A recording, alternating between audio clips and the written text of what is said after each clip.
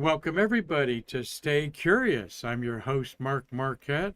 So glad you joined us today as we're broadcasting live from downtown Titusville, Florida, in the American Space Museum's beautiful history of our space age here. Many of you have been here before. Thank you so much for your support in so many ways, and hope you all had a good Labor Day. And I have a busy week this week with a lot of things going on, and going to take Thursday and Friday off, take care of some personal business, and my co-producer Marty Winkle will take care of some rerun shows that have gone quite well, as we've got a lot of new people that have been watching the program the last year. We appreciate that, and we um, want to show you some of our best of greatest hits, sort of thing. And I'm looking around for my smart tablet, Marty. I need to probably go over there and fetch my phone. Is I decided what we do today, taking the easy way out, is talk about this magnificent facility over here. This is Huntsville, Alabama's finest. Thank you, Marty, for my phone there so I can talk to you all. This is the U.S. Space Rocket Ranch, the U.S. Space and Rocket Center, more technically, the home of Werner von Braun and the home of an amazing group of relics about our space age. And yes, that is a real Saturn V rocket. How many of you have been there before? Okay. Well, I've had the good fortune of being there many times in a tourist way. And now I know somebody that works there, so I hope to go back. But when I lived in Tennessee, as I'm beaming up here our YouTube, when I lived in Tennessee, Bristol, Tennessee, the Tri-Cities of Kingsport and Johnson City, would go to Chattanooga once or twice a year, usually to speak at the astronomy club, the Brevard, what is that? I forget the name of their astronomy club, doesn't matter. And Huntsville is just about an hour and a half away from Chattanooga. Two great cities. Let me put you up here so I can talk to you all. And what a beautiful, that's a Chamber of Commerce picture I took off there. But that's where you park, all right, to walk into the center there. And yes, that is a real Saturn V rocket, okay? And we'll get back and talk about this rocket center here in just a few minutes there.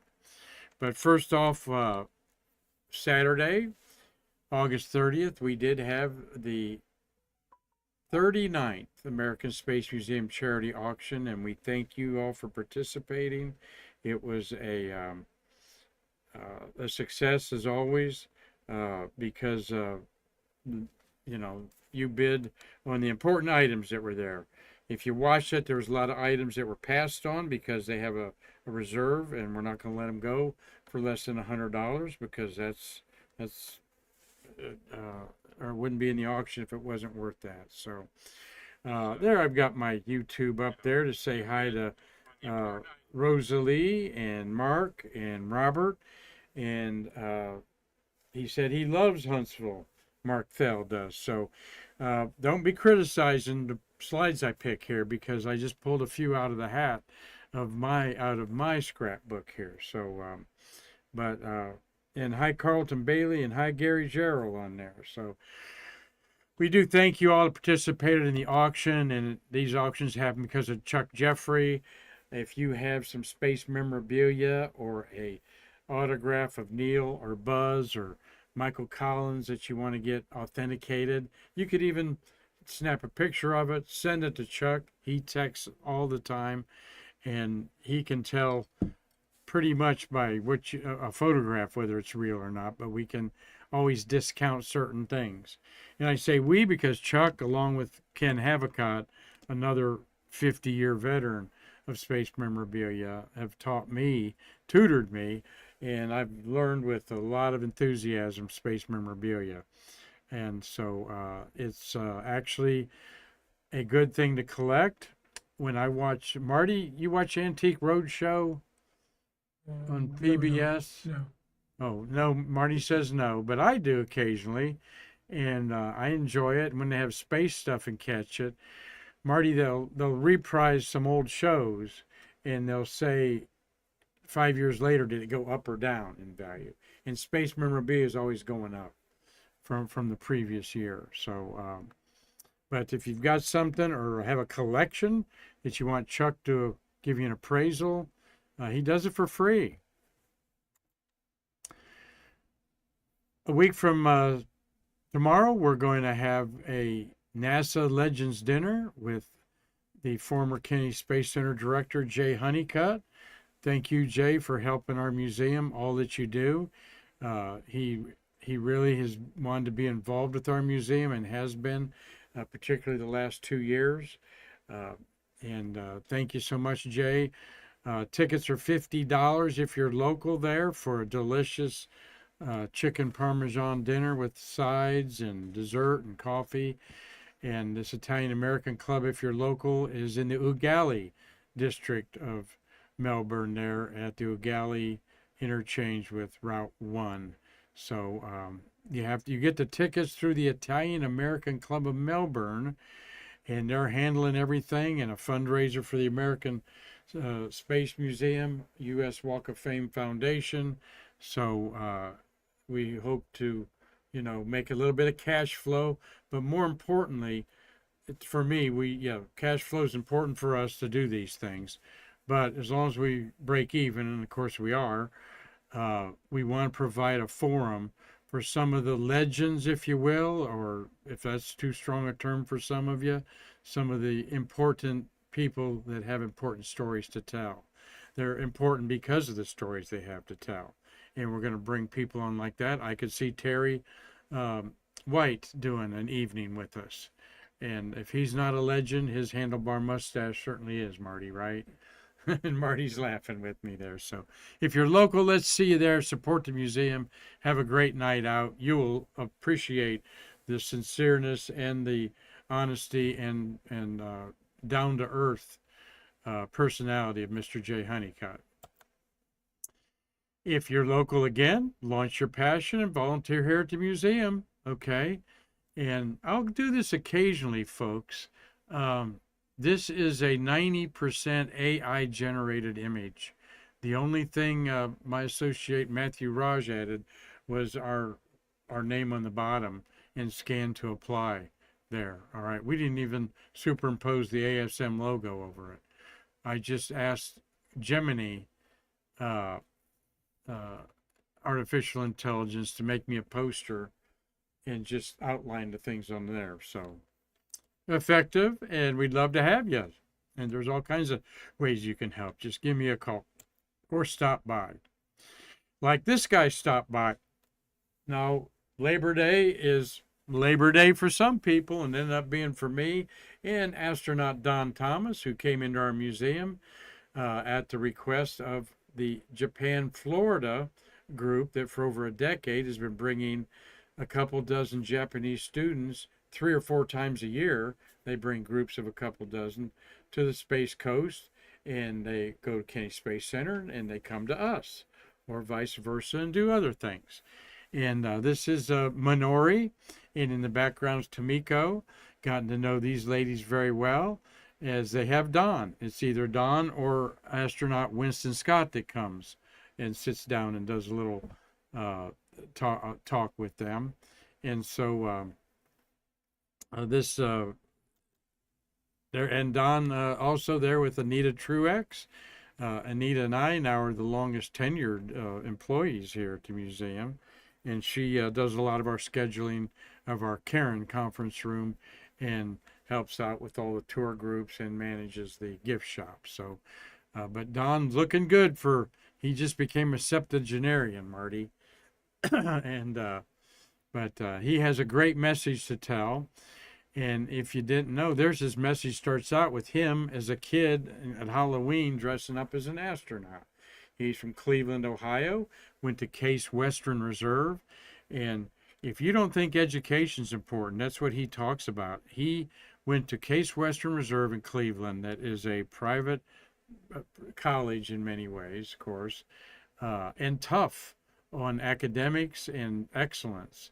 And he said the toughness of Case Western Reserve set him up the rest of his life to be disciplined at what he does. And you know, Marty, you can tell a lot about people from their handwriting. You were just commenting about mine, that you couldn't read my handwriting. Don's is very engineer-like to me. Very plain letters, just beautiful handwriting. He printed, and I seen his Cyrillic writing, and I always think that's you're set up at the beginning of your life to do that. But he's got a great message. If you didn't know, here's a question we should do and not give it out, but I'll give it out. Who was the first astronaut to take pizza to space? Don Thomas. Okay. And he's told us that story on a Stay Curious. Marty, why don't we reprise Don Thursday or Friday while I'm gone? His interview. Look Don up. He'd be a good one. Because he talks about taking that pizza to space. And you could take something with you in your orange pumpkin suit pocket to snack on while you're waiting to be launched. Usually about 2 hours you had to wait. When she got in there. And he asked if he could take a pizza, and they said sure. So he had the kitchen make him up a slice of pepperoni pizza. And he is without a doubt, he thinks, the first human being to enjoy enjoy pizza in outer space there. There, I thought I had another slide there. I could look there. 4 missions to space. He takes time with the kids. He is a monster. He's like Nicole Stott out there, one of the hardest working astronauts you'll ever find. And not that the money's not bad. Okay. Yeah, Marty. In fact, Anita said Don told her he had only 4 days off in July. Oh, really? Yeah. Is that what Don said? Yeah. Yeah. And he was home for 4 days. Oh, yep. Yep. He lives in Baltimore area. And newsflash, he said that he would love to come to Shuttle Fest 5. He was a director of operations in Moscow, Star City, for during the era when we put Americans on Russian spaceships. And he spent over a year there. So he's going to round it out with Mike Baker, who spent about 3 years over there, Bakes did. Go ahead, Marty. Terry Wilcott would also like to attend. Terry Wilcott? Yep. Yeah, well, Yep. Did you talk to him about Shuttle Fest 5? Bill Whiting did. Huh? And Bill Whiting spoke with him. Oh, Bill did, And Bill okay. told me about it. He docked with the Mir also. Wilcott did. Yes. Shuttle Fest 5 shaping up really good. We're going to get all of our ducks in a row and then announce the price and when you can get your tickets there, everybody. So I'm saying hello to Dean Babcock there. Very good. So yeah, Don, he's really smart. I'll tell you that. After Case Western Reserve, he went to Cornell. All right. And he's into all sciences. And I think he's a math teacher at in Baltimore at a small school there. This is looking at our conference room that we are going to name the Karen Conference Room, Karan, after our beautiful leader who lost her life in battle with cancer a year ago. And this is Maynette. Maynette Smith is a level 4 engineer, worked with Mikey Haddad. And Mikey, where are you? Where you at, Mikey? We haven't had Mikey on here in a long time, Marty. I'm going to look high and low for Mikey Haddad and get him in here. But first, we're probably going to get one of his partners in the payloads is what they worked on. That's what level 4 was all about, a level of operation. Level 3 was things had to be done before it moved to level 4, which is the payload. She worked in there. I think she's an electrical engineer, but we'll find out because she did a beautiful talk for the Japanese students that she said she'd be glad to do for you. And we'll get Mikey back in here with his Astro 1 restoration. We'll get in there. Another great Clevelander. And thank you to Eric Baker. There's Eric, seen in the windscreen of a real shuttle window there at our Legacy Shuttle complex that was built 50 years ago, more than 50 years ago by the Nixon administration. to show Congress what they were talking about. Politicians, contractors. We have this whole big remote service structure and the crawler and everything there. And many of you don't remember that in 1972, in April, as a matter of fact, was when Congress passed a 5.5 billion with a B billion-dollar budget for the space shuttle in 1972. Okay, many of you don't know that it passed by one vote.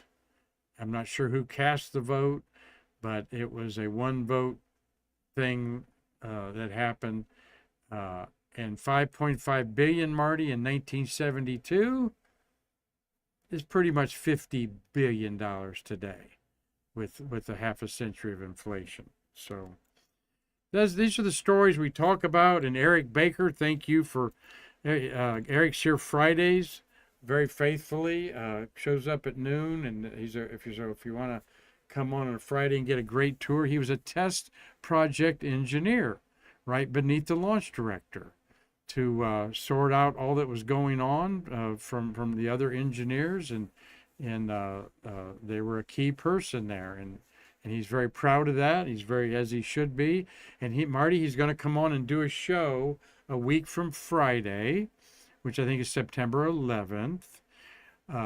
And he's going to go through all of the upgrades to this, what actually was still an experimental spacecraft after 135 launches, this space transportation system. And he's going to go through those upgrades, Marty, in chronological order, starting with, I think, the paint coming off the ET tank and blah, blah, blah.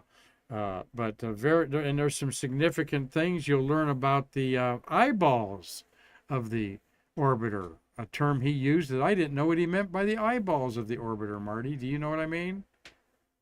When he says the eyeballs of the orbiter? Yeah, I knew what it was at one time, Mark, and it escapes my memory right now. We're going to learn about that. We'll talk about the chin of the orbiter that we had a program on with Terry White. So, yes, sir. Go ahead, Marty. Also, the orbiters were not experimental. They were in development. Okay. Developmental. Minor.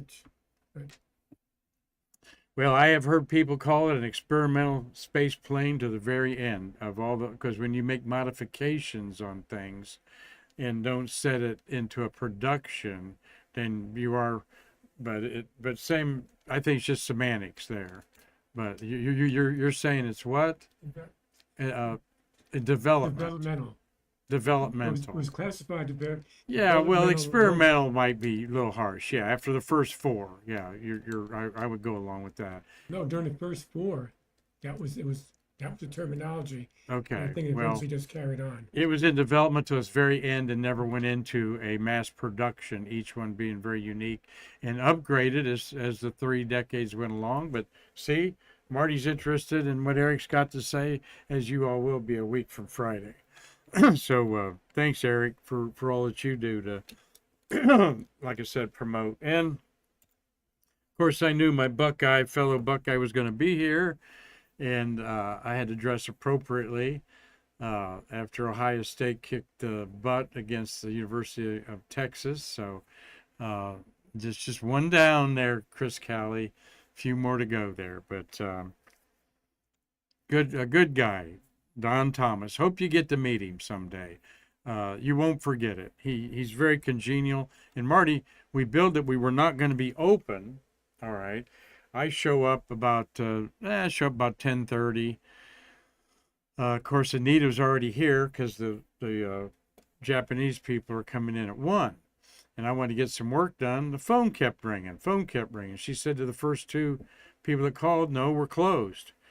The third time it rang, I'm running back there where she's picking it up and saying, hey, why don't we open? We're going to be here till 4 o'clock. Let's just open. And she told the person on the line that we will open. She agreed with me. It wasn't my complete decision. I wanted her input. And she says, yeah, we're here. Let's open. I said, yeah, let's make some money. And Anita, thank you for calling back the other 2 people that called on the caller ID and letting them know that we were open, because they did come in. One of them from Jacksonville, Marty. Which is a almost 3 hour drive, good 2 hours, that's for sure. And I got to meet Don. That was the perk, you know, people coming into our museum and getting to just by accident meet a great astronaut who's been to space 4 times. That is what the American Space Museum is all about. And it's getting more frequent that we do see space flyers in here. All right, enough of what we've done. Let's talk about a little trip that I did, boogieing down from Chattanooga over to Huntsville, Alabama. Yep, if you're a space geek, you're not supposed to take photos while you're driving. I guess I was probably a passenger, Marty. Of course, I would abide by the law there. But yes, from afar, you see what a rocket sticking up over the interstate signs. So here is the beautiful complex. They have there's, of course, you see the stack laying down. To the left of it's a T-38 trainer, not trainer, T-38 jet. It's each astronaut's own Uber to wherever they want to go. And somewhere around there is the shuttle aircraft that practices the landings that every astronaut, commander, pilot has to do, like 1,000 landings in that thing before they get certified. And this is walking into the entrance there where you pay. So that Saturn V is visible from all over town. That is so cool. I'll bet how many of you have been to space camp there. Hey, Cliffy Watson, there in Pomona, Australia. RG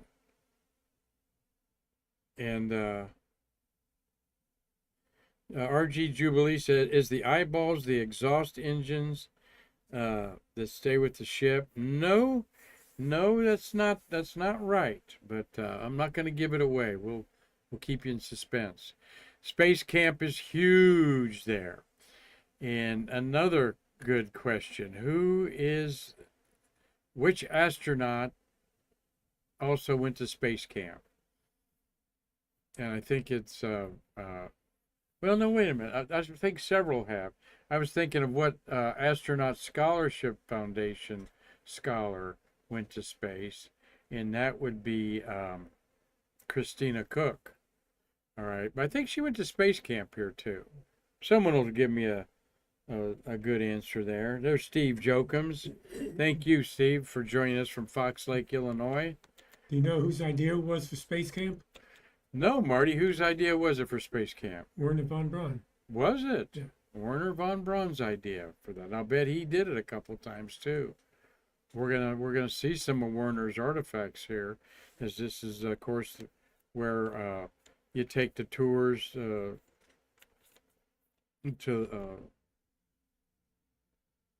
see the rocket stands. U.S. Space and Rocket Center. All right. And this is part of their rocket garden. All right, they got a Saturn 1B and a Saturn 5. And on the other side of these rockets stacked up here is a lunar module mock-up, which it's built like a playground. It's not an accurate lunar module, except roughly the dimensions and some of the angularity of it, but you can climb it and get up on it and play around with it. And I don't know why more space centers don't have a lunar module that you can climb around. They have at Kennedy's Rocket Garden a Mercury and a Gemini, very simple, crude mock-up that you can sit in, a fiberglass seat to get the feel of kind of how confined it is. But darn it, I want to walk inside a lunar module ascent module, Marty, and see what you saw in there. Because, you think you see how small it is when you're in there, but, you know exactly what it's like in there, and I don't. I've never sat inside of anything like that. Now, I have a command module or two. Go ahead, Marty. Well, you're probably not going to sit inside the lunar module. You'll be standing, unless you want to sit on the engine cover. I was gonna say, I was gonna sit where you sat on your butt, waiting for the NASA quality guy to check your work there on top of the ascent engine there. Uh, Carlton Bailey says he went to space camp in 1986 in Huntsville. Uh, Ron Evans was our guest astronaut who gave us a talk and a meet and greet. That's cool. I didn't know they had astronauts do that. Hopefully they still do. And Dean Babcock says at one time there's a lunar module at KSC, and I don't think it was like this though, like out in the playground out there. And that's a berm at the top that you can. They might not let you walk in that thing anymore. What I don't have a slide of is nearby. This, as some of you will know, is a Skylab exterior, like you're outside of Skylab. But they have the coolest interior of Skylab. There's the Davidson Center. Davidson Industries CEO spent a lot of money there. Give you another perspective of this, and the mighty Saturn V there. It's pretty cool. It doesn't have one Saturn V though. It's got two. And this is a beautiful photograph sent to us by Delania Yancey. I hope you're watching this, young lady. I missed your visit here if you came a month ago or so, but she was an intern there, and I believe she's up at Embry-Riddle now. Delania Yancey. We actually did a program with her talking about these slides. This is a show from a couple years ago. She got Space Camp, the robotics going on, Cyber Camp, and Aviation Challenge, a real hub of science, technology, engineering, arts, and math education for students there. And some ceremony going on there. What a beautiful place to get married or have a party, or obviously some patriotic something going on there with all the red, white, and blue. What do they call that orbiter, Marty? Is that Pathfinder? Gosh, I don't And know. I actually think I was there one time when they were refurbishing it there.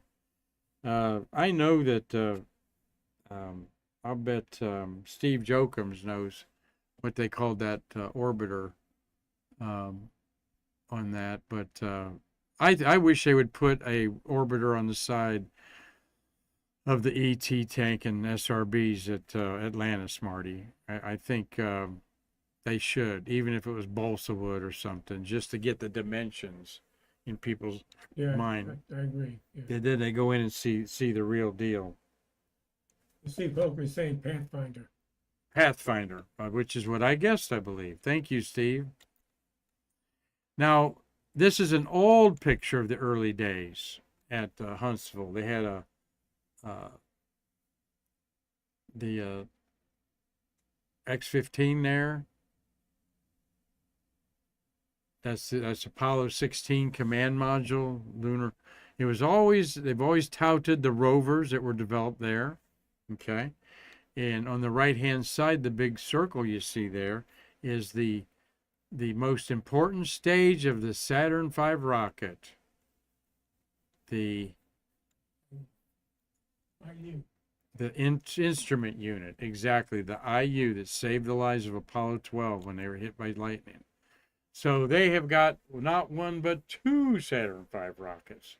The real deal. This one's laying on its side. You see kids underneath there just like they do at ours. This is a big venue for special parties. They did the 50th anniversary of this, that, and the other in Apollo there. And right here, that's the instrument unit. And they have the best display ever of the instrument unit, all right, which was only about 6 feet in depth, but was right behind the slaw is where this was, right, Marty? On the third stage, it was the black band at the top of the Saturn V. Let's go back here and I'll show you where it was on the black band below the slaw is the instrument unit there. Yeah, we're going to put an arrow on that. Yeah, thank you, Marty. And Werner von Braun called it the most important and smallest part of the Saturn V rocket. Uh, we had a wonderful guy, Jack Martin. Rest in peace, Jack. He talked to me a lot about that. Would never come on the show and talk about it. But now, Marty, if you go up to the where the service module is, put the if you see a photo, go right to, if you see a photo with a black band right there, that was the 500F fit check model that you see out at the pad. And it was a dummy that they just used to fit check stuff on it out there. Gorgeous, though. Love the pictures like that. You don't mind going back and looking at these pictures twice. There is the IU. You really needed some top security to get in that thing in the 1960s because IBM was pioneering so much of the integrated circuitry and bringing the computer age to the world. You see all these things in the center there, around there, were once so top secret because IBM didn't want other companies getting this information and putting it in the business sector while they're working on going to the moon. Really pretty to see the whole thing laid out. They have it separated a little bit by stages, so you can see that. I'm sure each of these pieces and parts has some story to them. I don't know the whole story about them, and I forgot my notes are in the other room. I put it on the wrong computer. I think this was dedicated in 1980. All right. Like I said, all kinds of big dinners and so forth there to feed astronauts and milestones. And I want you to notice way in the back is a parachute from Apollo 16. And as I'm going to show you here in a minute, you'll never see a spacecraft displayed any more pretty than they do the Apollo 16 Casper. All right. There is an older picture of students there in space camp. And I don't recognize that as an astronaut, but there's the command module. Okay. In where it's at. It just doesn't look, you're going to see it in a very special way here. There. Look at that. Delaney has sent me that picture and I just about died. I go, that is like a diamond in a jewel case, just lit up the way it is on the bottom and above it. It is really cool to see, folks. Hope you can put that on your bucket list for sure.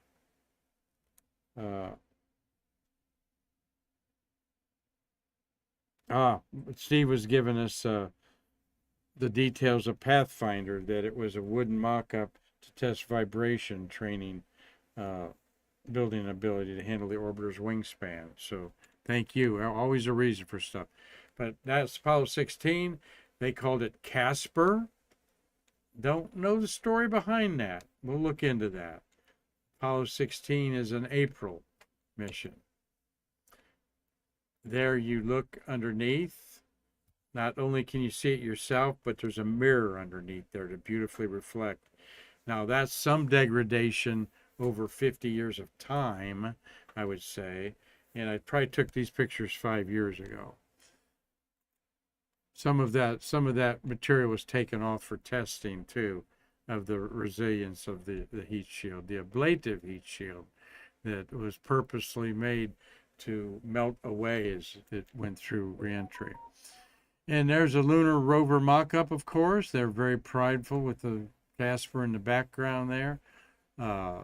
They have some of the best engineers in the world develop this lunar module. They actually have a simple set of blocks that show how origamically it's all collapses into like a square box that Marty knows was on that lunar module. Yes, sir, Marty. The crew decided to name their command module Casper to appeal to children's imagination. to do Appeal to children's to appeal to imagination. children's imagination. Casper. I mean, does it say Casper the Ghost? Which is what all of us are thinking there. Okay, great. Um, he was. Steve Jokum said he watched Kathy Thornton and Tom Akers train in a water tank for their STS-61 spacewalk. Wow, that'd be something to watch. I have to ask you about that one, Marty. I thought of an astronaut question of the spacewalkers: is do they train? How do they train when they're spacewalking? A spacewalk is usually 7 hours. Okay, so 45 minutes of daylight, 45 minutes of darkness. That's 90 minutes. All right. So half their time. How do they train for the darkness in the big uh, uh, tanks? The big. I'm trying to think of the acronym for the Houston tank. I don't know. I would just guess they just train so they can see it, just so they get familiar with it, so they're able to do it in darkness. That's Well, just a guess. I can't wait to ask one of them though. Like Winston. How'd you train for the night passes? They turn the lights out because it's a different feel and a different look. So and I'll let you know what he says. Some other cool memorabilia there. This is Apollo 16. Whose clothes does it say there? I didn't bring any notes with me. I'm going to say it's probably Charlie Dukes. Though Charlie's from Charlotte, he does a lot because his Apollo 16 command modules there. Just look at that. Is that drop dead gorgeous or what, folks? For a moon ship. And one of my other favorite things there was they have the Airstream that was brought back for Apollo 12. Is the Apollo 12 Airstream.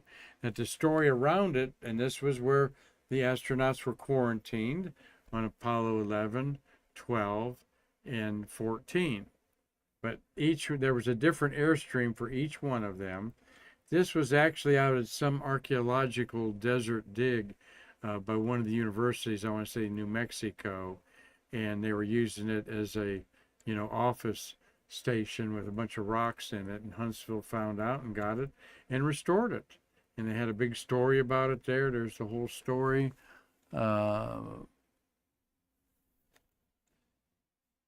took some inside pictures. There's the shower, okay, and an Airstream.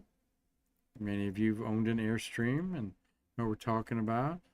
I like seeing the Scrabble board. I think 1969, they certainly weren't going to have a smartphone in their hand to entertain themselves in 1869 on Apollo 12 in November. You got a flight medical kit right there.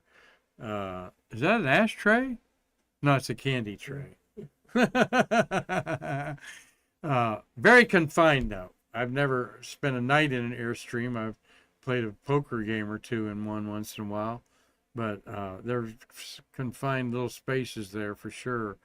And so I bet Scrabble was a popular game, any of the board games, because they had to stay in there. What was the quarantine? 28 days, I think, because they were going to get moon germs, all right?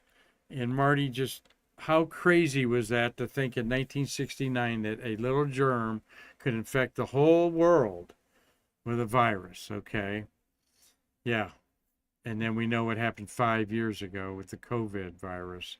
So, the caution was there, rightfully so, in case there was something that came off a moon rock or something that once exposed to oxygen and nitrogen would do something to hurt humans. So one of the other cool displays they have there is a complete Skylab that is put together, orbital workshop inside of it in there. You notice the flooring, the lattice flooring there, was designed for astronaut shoes that they could stick in the triangles and twist and it would anchor them. Didn't work out exactly the way they thought it would. As I look up through that into the bulkhead where the astronauts practice using a man maneuvering unit. And another thing they have there at the Huntsville U.S. Space and Rocket Center is the O2 tank from Skylab that fell in Western Australia. Cliffy, you know all about that, and have probably been out there. And they were so big and survived the burn of, it's fiberglass, folks, in an oxygen tank. But it bounced off the Australian desert and got picked up. I found this to be cool. Never thought about this, but to make gloves for the astronauts, they made plaster casts, okay, and then made the gloves around these casts. So where we celebrate the feet of astronauts, the hands of astronauts that's the feet of astronauts. That's Grauman's Chinese Theater. We celebrate their handprints in bronze after they were, pounded into clay to get the casts out of it. That is so cool. And that is Neil Armstrong, Buzz Aldrin, and Michael Collins' hands there forever, and what an interesting idea for a keepsake anyway of a loved one, could be their hands cast like that. So found that to be something I've never seen in any other spot but Huntsville's Space Museum. This is very interesting, Marty. These lit little little cupboards, so to speak. They all had glass over the front of them, and but what you're looking at here are objects that were patented. Okay, patented items that were later used in the space age. Now, some things like they don't have a mousetrap in there patented, but something like that was actually used maybe for the mechanic or whatever is in there. But one thing but all these have patents that help the space program. And this is the method of thermal seaming of polyamides that was used to make the sun shield, I believe, for the size of a tennis court. Yeah, the sun shields. This is the patent to make the sun shields by a guy named G. LaRue and others on there, and that's the patent number on it in 2010 there. So, all right, one of the cooler things there was the office of Wernher von Braun recreated there, and many of us have seen the pictures of him sitting behind that desk with his models of the rockets behind him. There they all are there. This was his actual desk. That's me standing there.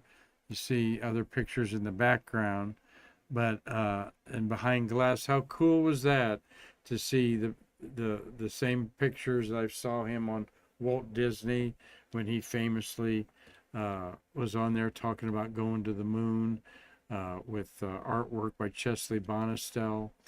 But these scaled models, all the same scale there. Really cool to look at. And the books, of course, I'm a book nut, and I noticed all the books he had in his library.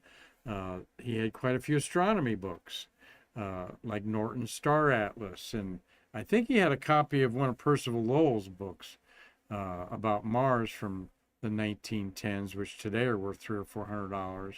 So, and a moon globe on his desk. Why don't people make moon globes? I'm going to make $1 million on that. Who wants to loan me the startup money? If we're talking about going to the moon, you can't find a globe of the moon anywhere, all right, to look at what we're talking about. So, but I've got a few. I got one around here signed by Charlie Duke. And this bust, I wish I was standing beside this. Marty, this is about, no kidding, this is almost like 4 feet tall. This is one of the biggest busts of anybody I've ever seen, and it's Wernher von Braun's bust that I'm told isn't there anymore. Maybe someone could verify that, but one of the biggest busts you're ever going to see in bronze of Wernher von Braun there. And there I am inside of the commander's seat no, that would be commanders on the left. But that's the Apollo command module that you could slip yourself into and get a feel for what it was like in there. And yeah, uh, very, very. I wish there was a lunar module like that I could stand up in, Marty, and see. What was the clearance? How close were you to those controls? With your spacesuit and all that stuff. I could see not much clearance, Marty. What, am I right? Yeah, you're right there. Yeah. So you could accidentally bump into a switch. So they put a switch cover over that one and this one. But this was really cool to sit in the seats there and pretend that you were in a command module. And they've got one of the biggest moon rocks I've ever seen. This is a picture of Al Bean on Apollo 12 in the background. Don't know. And this is a rock that Al Bean wrote there that he remembers picking it up, supposedly. He remembers exactly where that was on the moon by the shape and everything of it. Just gorgeous. Can't get enough pictures of a moon rock. All right. And they just look like rocks. All right. Mark UCX watching. Thank you, my friend. Hope you're feeling good. We said hi to Cliffy in Australia. He's just counting down the days for the first day of autumn. No, I mean spring for him. Autumn for us is September 22nd. Spring for him, September 22nd, down under. Elena Adhikari, thank you for watching. Steve, Robert, Tommy Usiak, Dean Babcock, Gary, Carlton, Robert, and Mark and RG Jubilee. All hopefully enjoying some pictures out of my scrapbook today of the Huntsville U.S. Space and Rocket Center. Guys, it has to be on your bucket list. This is a gentleman, I wonder if he's still around. I seriously doubt it. He was, I think, 95 in this picture. Orthel Dougal, I think it was his last name. I can't read that real good, Marty, but he was one of the engineers that developed the lunar rover, and that is his lunar vehicle permit. They actually gave driver's licenses to people that learned how to drive it in the engineering side, and I think they made fun little lunar driving licenses for the astronauts that went to the moon. So how many people drove that lunar rover on the moon? How many astronauts actually drove the lunar rover on the moon? How many would you say? How many? Three. And why do you say that? Well, come on, Charlie Duke didn't. There was there was 3 moon rovers and 6 astronauts. We drove them. The commander would not let the other astronaut drive it. All right, and there was some protocol there. I think, Marty. Have you ever heard anything about it? Yeah. But there was some protocol. I can't believe it. Well, I think part of it was the maps and stuff like that, and it was so crucial for the passenger side astronaut to keep track of where they were, in relationship to the craters and stuff. But I've not heard a good explanation. But it'd tear me up that, Charlie Duke saying, hey, you just walked out of that. Can I sit in there a minute and give it a spin? And certainly, I don't even know if they certainly they had to train, because if the other astronaut was broke a leg or something, he'd have to drive. So I don't understand that. But yep, Marty's right. As far as we know, only 3 did that. All commanders. That's right, Steve Jokums. Tell us why, though. And Mark Usiak says he loves Huntsville. And I'm just going to say it while I'm thinking about it. My 3rd favorite museum of all time. All right. So how would I rank that? How do you rank your favorites? Okay. There's Delania. Thank you so much there, young lady, for sharing some of your pictures with us here. Hope to see you soon. There it is. So what's my top 1? Number 1, of course, Kennedy Space Center. All right. And number 2, really, number 2 is the Tom Stafford Air and Space Museum in Weatherford, Oklahoma.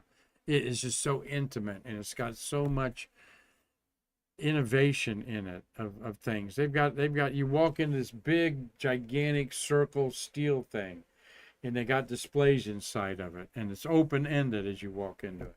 And all of a sudden they've got a movie. You realize you're in a section of the solid rocket booster, and they've got a movie going on with the audio from launch to landing. You hear the wind rushing by, you hear the splash into the water. It's awesome. But the General Stafford did an awesome job at his. So I go Kennedy Space Center, Tom Stafford's museum. Then number 3, yeah, I like the U.S. Rocket Center a lot. Number 4, Cosmosphere. Though I should put Cosmosphere 2, but I really like Tom's place. And the Cosmosphere in Hutchinson, Kansas is amazing. And I'm not even sure I put Johnson Space Center in the top 5, Marty, because the Neil Armstrong Museum is way cool. Udvar Hazy, come on. I mean, outside of Washington, what doesn't that thing have? I looked at that Corona satellite for about 10 minutes. I was so mesmerized with how they get that film in there and tape and everything and then eject it out. So not a huge fan of Johnson Space Center. I think and they know it, their Saturn V is like in a backyard shed. Not a lot of room or a lot of extras in it. And they've got a lot of video stuff there. Just an awful lot of video games. So does Kennedy Space Center around the shuttle area. But they got a cool diorama in Houston of Apollo 17. They got the Apollo 17 command module there. And an awesome diorama, life size, of the astronauts working out there. And yeah, they got the Lunar Receiving Lab too, all right, which is way cool, a replica of it. So we hope you all enjoyed a little look back at the Rocket Garden and Rocket Center in Huntsville, Alabama. Appropriate to end with this gentleman, all right, 90-year-old Mr. Charlie Duke, who's still out there representing his Apollo brethren. Of course, 4 moonwalkers are alive. And David Scott doesn't do much for health reasons. Harrison Schmitt, though very healthy, he sticks to the academic and does a lot of talks in geology departments at like the University of Tennessee and such. And Buzz Aldrin, at age 95, the oldest living space traveler now, again, little compromise with what he does. So Charlie Duke, God bless you. Stay healthy. Can't wait to see you again on the Space Coast. So, well, thank you all for watching today. Believe tomorrow is September 3rd, and we'll look at the shuttles of the month of September and some current events to take me out on a Wednesday. I'm going to be at a little Titusville Chamber of Commerce Space Symposium on Wednesday morning. And then I have a NASA luncheon with the old timers. So I'll be cruising in here, Marty, just lickety split. So I'll try to get some of them pictures where I go tomorrow to share with you also. So thank you all for watching and enjoy all your comments. Carlton Bailey's taking me to task that the American Space Museum's not in my top 5. It's mega number 1. Okay, of course, Carlton Bailey in there. Mark Usiak likes the Air Force Museum in Dayton, and that would probably be I've not been there in 30 years, so I need to revisit that. So over 30 museums classified as space centers in America, and that's how I found this beautiful little gem. It was the 17th one I walked into, and I've never looked back, and I'm happy about that. So, and like I said, 17 space museums I've been in. I think I'll reprise a few more for you down the road. We'll look at the Cosmosphere. We'll check out the Stafford Museum and some of the other little gems around our great country celebrating space. So thank you all for watching. Marty, thank you for a Streamlabs production job there. Stay tuned and stay curious about what the eyeballs of the shuttle are, as I'm Mark Marquette saying I can't wait to see you again to bridge the space between us.